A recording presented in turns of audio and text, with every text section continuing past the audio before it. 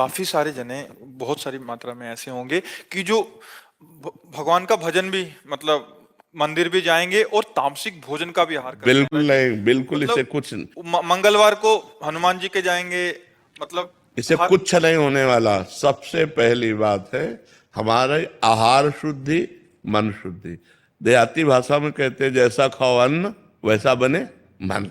देखो, अगर हम शास्त्र की आज्ञा का पालन नहीं करेंगे और मनमानी आचरण करेंगे तो नरक जाओगे। पहले आहार शुद्धि, मन शुद्धि।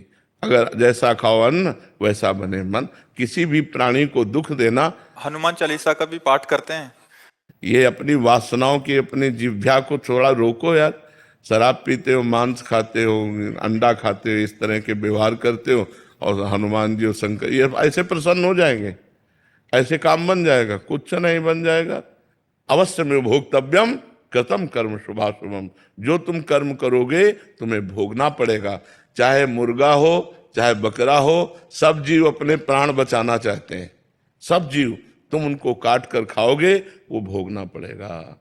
राम जी के रूप में भगवान ने यदि बाली के चरण में बाण मारा तो भगवान श्री कृष्ण के चरण में व्याध के रूप में उसने बाण मारा। देखो ना, लीला देखो। भगवान ने अंतिम अपनी लीला जो श्री कृष्ण लीला है वो यहां संपन्न की कि भगवान के चरण में व्याध जो है बाण मार रहा है।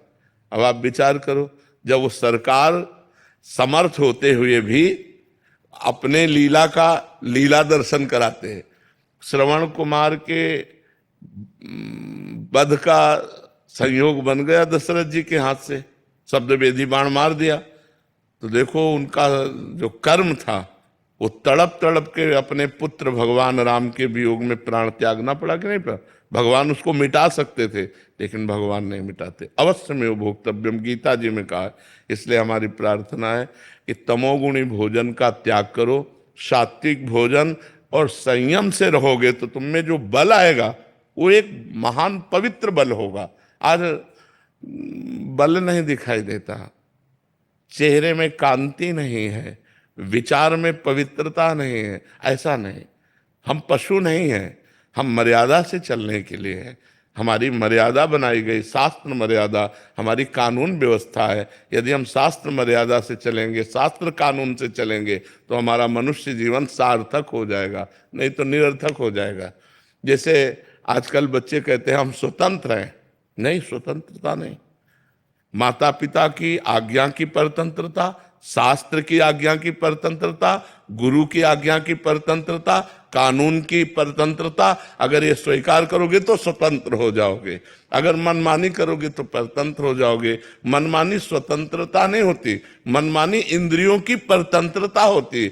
जो इंद्री कहती वही हम कहते हैं। आप अपने को स्वतंत्र समझते हैं इंद्रियों के गुलाम, मन के गुलाम, तो स्वतंत्रता कहाँ है? स्वतंत्रता तब होगी जब हमारी बात पुनः समझ ले, शास्त्र आज्ञा के अधीन चलोगे, गुरु के अधीन चलोगे, संतों की वाणी के अधीन चलोगे। भगवान शास्त्र और संतों के रूप में विराजमान है तो आप स्वतंत्र हो जाओगे, माया मुक्त हो जाओगे। तो आचरण और भोजन, ये दो का बहुत बड़ा योग है। अगर हमारा भोजन ठीक तो हमारे आचरण ठीक होंगे, हमारे आचरण ठीक तो हम भगवान को प्रसन्न कर सकते हैं। गंदा आचरण। अभी कल परसों ही एक प्रश्न आया था कि गांव देहात में महाराज जी क्या है कि छोटे छोटे देवी जी के मंदिर हैं और गांव में किसी के घर में बच्चा हो रहा है या शादी हो रही है तो महाराज जी बकरा लेके और फिर उसका वो करते हैं, बलि देते हैं। फिर महाराज जी फिर पूरे गांव वाले आते हैं, फिर पूरा मांस वो करते हैं, मंदिर भी जा रहे हैं महाराज जी, देवी की आराधना भी कर रहे हैं। ये उसके सब बाद ये भोजन, ये आसुरी वृत्ति है, इससे भगवत प्रसन्नता नहीं होती। हम सबको ये बताना चाहते हैं, जगदम्बा को जगत जननी कहते हो तो बकरे की भी माँ है, जगत जननी है ना। माँ अपने पुत्र की बलि से प्रसन्न कैसे हो सकती है? हमें तो नहीं समझ में आता। और जब वो जगत जननी है तो बकरे की भी माँ है, वो भैंसे की भी माँ है, वो गाय की भी माँ है। वो माँ जो जगत माता है वो अपने पुत्रों की बलि से प्रसन्न कैसे हो सकती है? अगर वो प्रसन्न होती तो तुम्हारा मंगल हो जाता। किसका मंगल हुआ बकरे की बलि चढ़ाकर? हमें बताओ। देवी अप्रसन्न हो जाएंगी अगर नहीं किया ऐसा, तो महाराज जी ये भी माने। और अगर वो अपने स्वरूप में आ जाए तो सबको चाट जाए उनको। वो तो महाकाली है, महाकाल स्वरूप भी है, तो वो दुष्टों का संहार करने के लिए रूप माता जी ने धारण किया, वो दुष्टों का खून पिया, जो संसार के पवित्र जीवन जीने वालों के लिए वो मृत्यु काल रूप थे, जैसे महिषासुर, शुम्भ निशुम्भ, रक्त बीज, माता जी ने इनका संहार किया। इन बकरी बकरों का थोड़ी संहार करने से माता जी प्रसन्न हो जाती है, ये तो मूर्खता है, कोरी मूर्खता है, कभी माता जी प्रसन्न नहीं होती। हमें लगता है कभी ऐसे कार्य नहीं करने चाहिए और ये सोचो कि माँ प्रसन्न हो जाएंगी, मुझे ऐसा नहीं लगता। माँ ऐसे नहीं, कुपुत्रो जायते क्वचित कुमाता न भवति। माता जी तो तब प्रसन्न होंगी जब सब पर दया करने लगो, सबको सुख पहुंचाओ, नाम जप करो, अच्छे आचरण करो, तो जगदम्बा प्रसन्न हो जाएगी। अगर फिर से उनको प्रसन्न करना है महाराज जी, और ये प्रथा चली है, और जैसे किसी के घर में पुत्र देखो हुआ, शास्त्र में विधान है, नारियल की बलि, नींबू की बलि, इनकी बलि सात्विक बलि दे।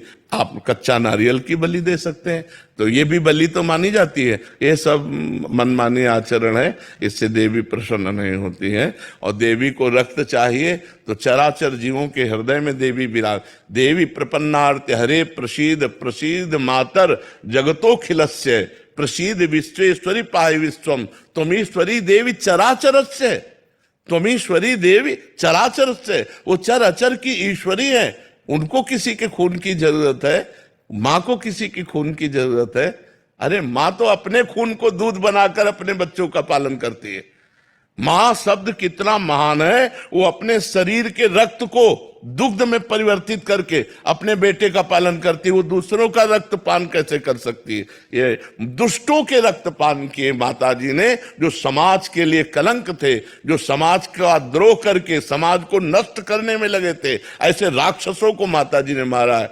शुम्भ निशुम्भ, रक्त बीज, महिषासुर। ऐसे नहीं है कि गलत सिद्धांत से न चले, नहीं तो नरक की प्राप्ति होगी। महाराज जी, आज जैसे आप कहते हैं कि भजन मार्ग, अभी तामसिक भोजन भी हो रहा है महाराज जी, फिर हम वही बात कर रहे हैं, और उसके साथ भक्ति भी। भक्ति का उद्देश्य है कि प्रभु का अगर हम पास जाएंगे या सोमवार को या मंगलवार को हम प्रभु के आगे हमारी आराधना कामनाओं की पूर्ति। महाराज जी, अगर उद्देश्य भगवत प्राप्ति हो, फिर तो महाराज जी उस उद्देश्य ही पता नहीं है। हाँ, लेकिन हम कह रहे हैं कि अगर हमें कामना की भी पूर्ति चाहिए तो हमको गलत आचरण छोड़ने पड़ेंगे, क्योंकि हम जो कामना की पूर्ति चाहते हैं उसमें पाप आचरण बाधा पहुंचाएंगे।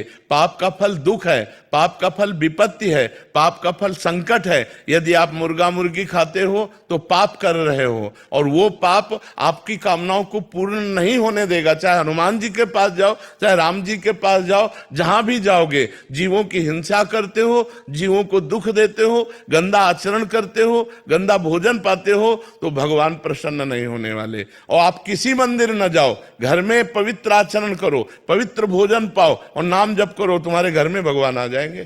कहो सो कहां जहां प्रभु नाही, हरि व्यापक सर्वत्र समाना, प्रेम ते प्रगट होए मैं जाना। तो प्रेम कहां से आ जाएगा जब अपराध करोगे? इसलिए सब जो कामना भी पूर्ति चाहते हैं तो उनको चाहिए कि गंदा भोजन और गंदे आचरणों का त्याग करें, तो उनकी कामना जल्दी पूर्ण हो जाएगी, निश्चित पूर्ण हो जाएगी। समझते हैं कि मतलब मुर्गा और मछली का हिंसा करने से ये जीव हिंसा के अंतर्गत नहीं आता। क्यों नहीं आता? तुम्हारी अंगुली काटे तुम्हें कैसा लगेगा? दर्द नहीं लगेगा? उन जीवों को देखो, एक चींटी के भी पीछे अंगुली लगा के देखो, ऐसे वो भाग रही अपने प्राण रक्षा के लिए। क्या उनमें जीव नहीं है? क्या मुर्गा अपना प्राण बचाना नहीं चाहता? क्या पशु पक्षी प्राण बचाना नहीं चाहते? और जिनको ये है कि अगर हम खाएंगे नहीं तो सृष्टि बढ़ जाएगी, तो तुम अपने बैलेंस की चिंता करो। तुम्हारा बैलेंस जब परमात्मा बनाएगा तो तुम्हारे होश उड़ जाएंगे।